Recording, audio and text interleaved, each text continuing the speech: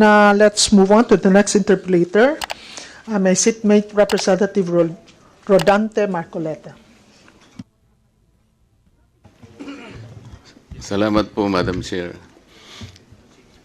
Madam Chair, may I know from the CHR if they are cognizant of the fact that KOJC is a religious organization? Yes, Your Honor. And considering, Madam Chair, that it is a religious sect, and I believe the CHR knows that several thousands of PNP members trooped to their compound and stayed there for several days already, and I think up to today they're still there. Did you happen to investigate whether there are civil rights violated by the members of the PNP in encamping in their compound? Thank you, Your Honor. Yes, the Commission is investigating the incidents concerning the KOJC, Your Honor. What did you find out initially? The field or our regional office is still conducting its investigation, and we expect the regional office to submit its recommendation the soonest, Your Honor.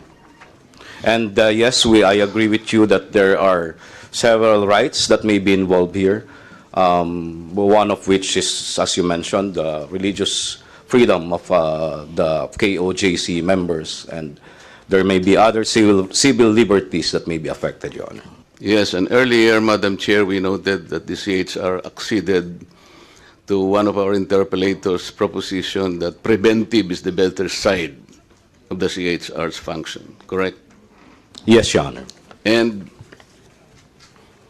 before everything else happened, like what you said, that there might have been several acts already done in violation of their civil and political rights, did you not bother to at least post some of your members or anybody there even before the events unfolded so that we could have prevented most of it, if not all?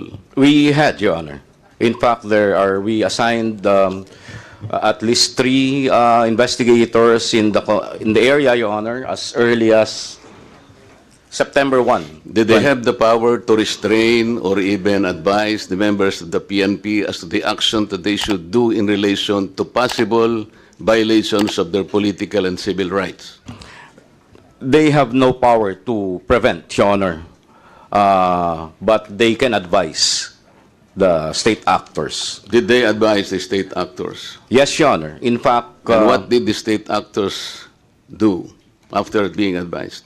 and as we all know, Your Honor, they proceeded.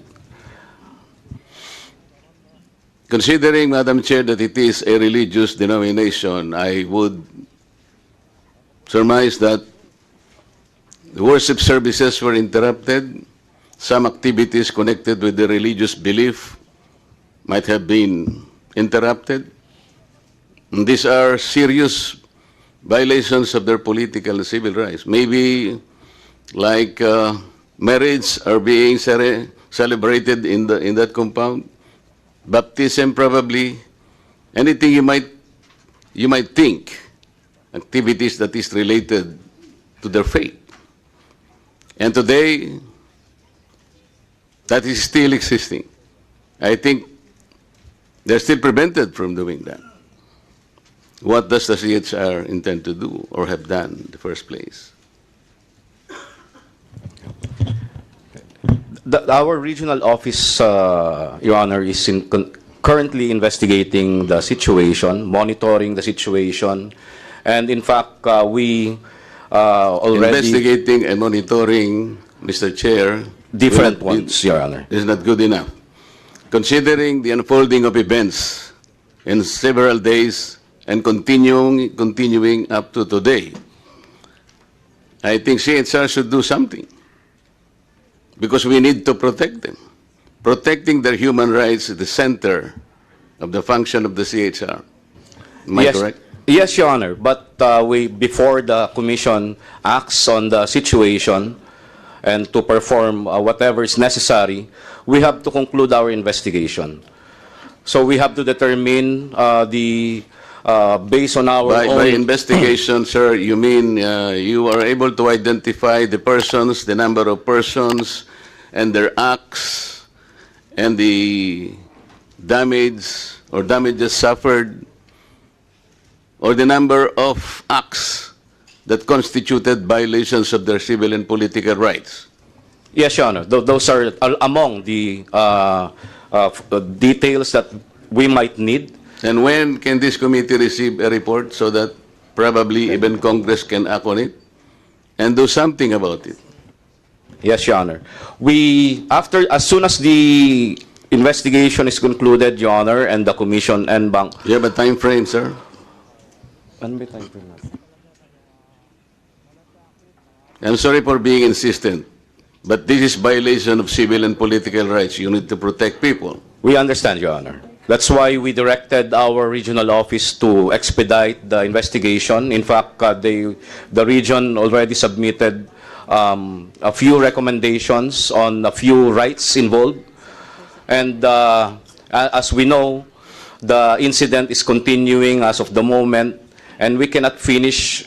The investigation is continuing, Your Honor. At the least, as the regional office concludes one issue, they are required to submit it to the commission. yes, while you are doing the investigation, at least you should have done something to prevent further violations of human rights. Because hindi na po matitigil, baka hindi na rin matigil ang pag-iimbestigahin nyo. Because while you are investigating, nagagawa pa rin po in continuing violations of human rights. Can we Yes, yeah. expect, for example, a report by 5 o'clock this afternoon, Mr. Chair? That would be impossible, Your Honor, because we will be waiting for the recommendations from the regional office, Your Honor.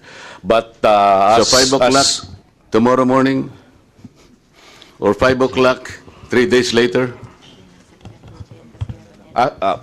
Perhaps, Your Honor, after the September 10 meeting of the Commission and Bank, we may have decided on a certain matter. That will be 1 week from today. Yes, And Your we're Honor. expecting that there are a lot more violations will happen. Am I correct? Yes, Your Honor. Okay. A while ago, red tagging was mentioned, Mr. Chair. Yes, Your Honor. In the phrase red tagging, who is red? What is red? Red pertains to the communist, Your Honor.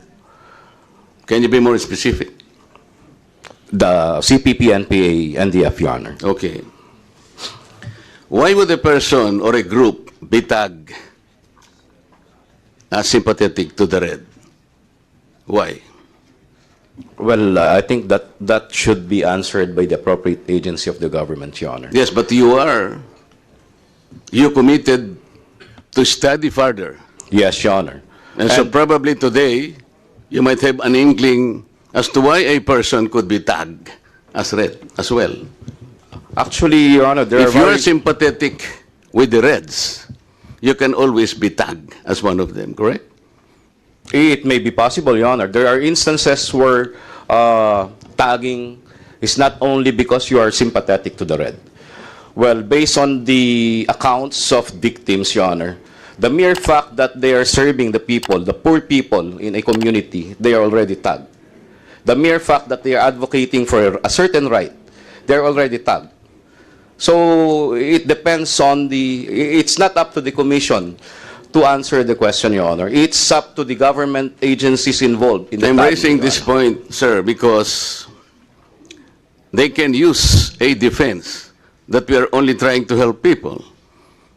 Like trying to protect their rights also, your human rights. This representation, for several days already, is fighting for the rights of ABS-CBN workers who have been denied of their rights to compensation, as already ruled by the Supreme Court by way of execution. Until today, they're struggling to get the rightful compensation already awarded by the Supreme Court. Ginawa ko po ito meeting with the NLRC officials themselves, including the Secretary of Labor.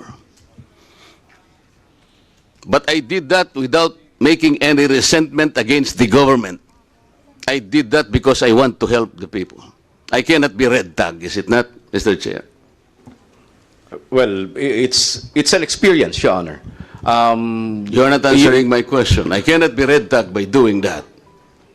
Yes, Your Honor. Yes, thank you. Yun nga po yung gusto kong sabihin. If that group of persons cannot even, let's say, denounce the doings of the NPA, they can be red tag. And that's understandable. Am I correct? I think we have to make this the If I am term asked- red, Your Honor, If I clear. am asked to denounce, for example, the works of the Reds, and I did not do it, I can be red tag. At hindi ako pwedeng sisihin. Tama po? Well, may mga experiences po ang mga tao na pagka there are instances where people were asked to denounce the CPP, NPA, NDF, and once they refuse, they are tagged. Hindi ho namin ma-deny yun because there are claims. Pero that kung may halimbawa ganyang po ang pangyayari. gagawin nila, yung tulong lang talaga. Huwag mo na silang i-instigate. Sabihin na lang nating tulong lang talaga. Huwag na nating instigate against the government para walang masabi sa atin. Hindi ka mare-red tag, hindi ba, sir? Wala ho dapat ma-red tag dahil sa pagtulong sa tao. Yes, sir. Tama po. Kung ginagawa mo rin yung tungkulin mo na wala ka nang binabanggit tungkol sa gobyerno, basta tulong lang. Simple lang. Tama ba? Medyo broad ho kasi yung may binabanggit ka kontra sa gobyerno. Dahil ho when you Pagka redress nag-express ka ng grievances to the sentiments government, kasi, yung grievances kasi, Yes. wag mo nang sinasabi na yung grievance against the government. Talaga pong ganun eh. Kailangan nating pagtulong-tulungan ito. Ang government is doing what it can to protect our people. Ganun na lang. agree po ako doon. Kaya lang isa ho sa fundamental rights guaranteed by the Constitution is to redress government for grievances, Your Honor. Yes, sir. And But without- by addressing the government, But their without grievances, Your instilling Honor, in the people, no, yung sentimiento against the government, yun ang problema lang. That's the point. That's the dividing line. Para lang hindi tayo ma-red tag so that we can keep ourselves from this side, alam natin yung isang side. There should be a dividing line. may I be allowed, Your Honor? Kasi ang issue po sa red tagging is that hindi ho yung grievance eh. Hindi yung grievance because that's a fundamental right. No, but if you are doing The that, fact that- you might not be an objective person to at least go into your commitment later on na makakraft tayo ng batas on red tagging because you are already opinionated. I'm only asking you that we should have a dividing line. Yes, Your Honor, but we have to be clear. What is red? We are very clear about red, it. red Excuse me, is excuse me. communism, Your Honor. And the mere fact that you are espousing the ideology of communism does not mean you are violating any law. The problem lies in the fact that CPP and NPA NDF was designated as a terrorist under the anti-terror law. And Madam when Chair, you are- last na lang, to cut it short, the NTF-LCAC must do also some preventive measures. Yes, Your Honor, I agree. In fact, Okay. in Excuse our me. meeting with them, with the Please allow me NTF-LCAC, to first address the chairperson kasi parang nagsagutan na kayo na. Yes. So, I'm sorry, Your Honor. The yeah, it's CHR okay. is apologizing already, No, no, no. Madam Chair. Can you please state your last question? Yes. I'm trying to stress a point that if we know to observe the dividing line, Madam Chair, you cannot be red tagged. That is the point. Yes, go ahead, Chairman. I agree, Your Honor. Okay. Thank you very much, Madam Chair. Natapos din. Thank you.